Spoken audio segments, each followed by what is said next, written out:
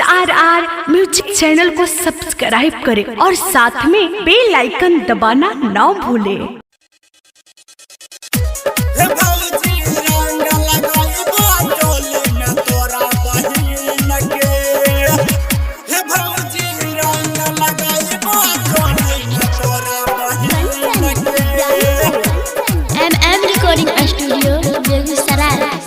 होली में भौजी नहीं था दे बहिन के नहीं था दे बहिन अब की होली में भौजी नहीं था दे बहिन के हे भौजी रंग लगाइबा चोली में तोरा बहिन के हे भौजी रंग लगाइबा चोली में तोरा बहिन के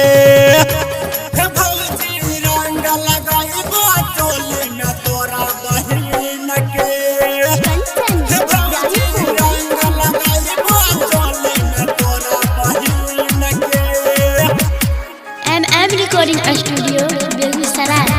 SRR म्यूजिक। उनकर अखिया के काजल दिल के कई अच्छा घायल देखे छ हमरा मुसुई के देखे छ हमरा मुसुई के भौजी भैया के सोझे टांगा खींचे छ रोजे रही जाय छिया कुहुई के बदला चुकाइबो भौजी सभे गिन गिन के बदला चुकाइबो भौजी सभे गिन गिन के हे भौजी रंग लगाइबो चोली में तोरा बहिन के हे भौजी रंग लगाइबो चोली में तोरा बहिन के हे भौजी रंग लगाइबो चोली में तोरा बहिन के हे भौजी रंग लगाइबो चोली में तोरा बहिन के रिकॉर्डिंग स्टूडियो बेगूसराय। जब से आई लबिया न कदम पहले बिया कहेला रौशन रंगीला है कहेला रौशन रंगीला है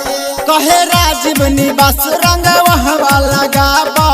कहे न पाई बहिन से छूट न पाई रंगवा लहिले बानी कीन के छूट न पाई रंगवा लहिले बानी कीन के हे भौजी रंग लगाइबो चोली में तोरा बहिन के हे भौजी रंग लगाइबो चोली में तोरा बहिन